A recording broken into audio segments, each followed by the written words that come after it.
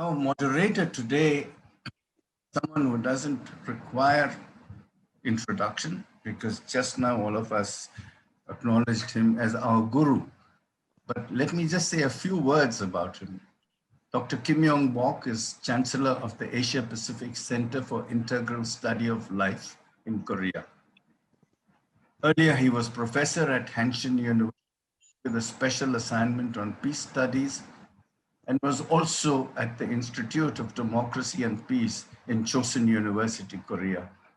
He founded and was co-director of the Christian Institute for Justice and Development. As a never-ending pioneer, he founded the Hassanal University and the theological seminary connected to it in Jeonju, Korea. He's author of several papers and publications on Minjung theology and has a number of publications in the pipeline even today. I feel that this meeting is a special meeting, unusual in many sense. Although we are physically separated, far away distance, I think we are truly connected spiritually. I think these spiritual connections will bring about a kind of a historical transformation within us and around the world. And we hope that this discussion will become small points of fermentation for such a transformation. I just want to set a broadest possible framework of our discussion, because it is not merely Christian Muslim relations question. It is indeed a question of the whole globe and the whole world. But we begin with this question. And the Christian Zionism as an ideology of empire is not one of the ideologies, but it is the ideology that can be so destructive to destroy all living beings. So I want to refer very quickly, because we do not have time to investigate all these things, but just to give you the location of the Christian Zionism in history.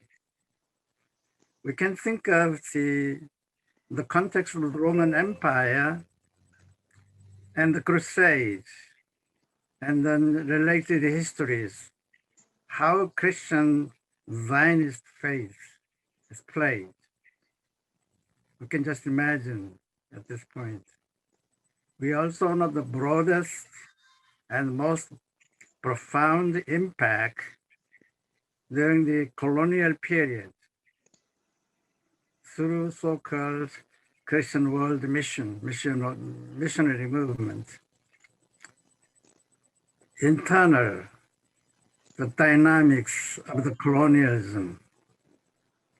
In it, we find the Christian Zionism. I want to just underline a particular historical point, what I may call it the context of the conquest of Americas. Of course, the history of enslavement of our African brothers and sisters is also included. This is also within the framework of political ideology of the Christian Zionism. And then we also experienced not just merely German situation, but also Christian nationalism everywhere, where the power is related.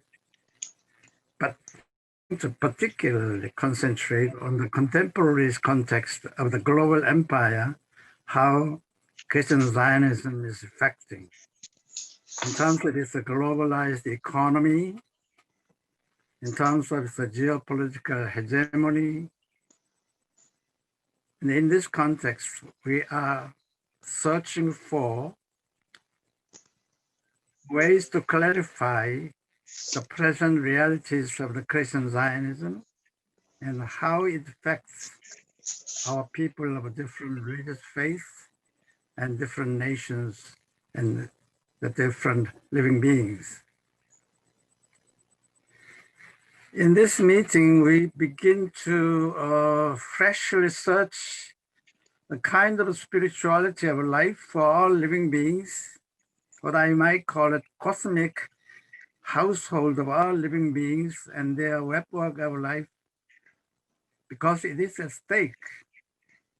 Either it is we have a creative convergence of all spiritualities for life and for the whole web of life, to have a celebration of life. That is for the fiesta of convivencia, or we are going to see the way towards the omnicide, indeed the omnicide of all living beings on earth. The Christian faith has been in the captivity of the powers that be in all these forms.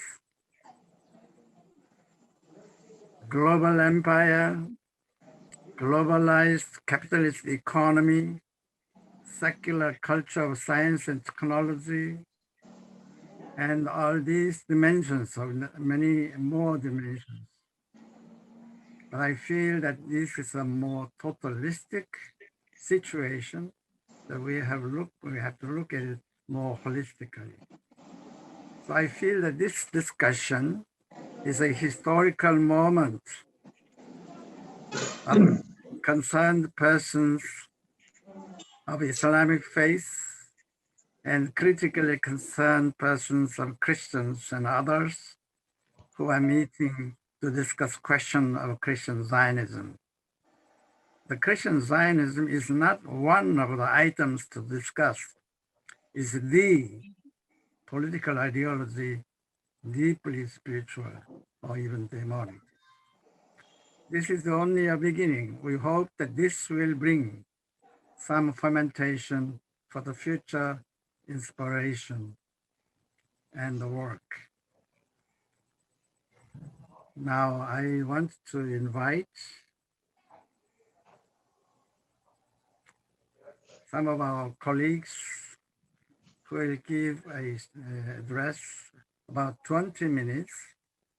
And then after that, we'll have some Q&As, and we'll probably will become more economical in this use of the time, but we will take up the crucial questions. And then later on, we will have a Chandra, our colleague, Chandra Muzaffar, to give some reflections as to how we proceed this journey of reflections and the sharing of the concerns for the future. So it is in this sense that I am hoping that there may be some form of creative convergence of all spiritualists of different faiths and different philosophies, so that we search for a new creative way for the future of life on earth. I want to really thank you for your participation.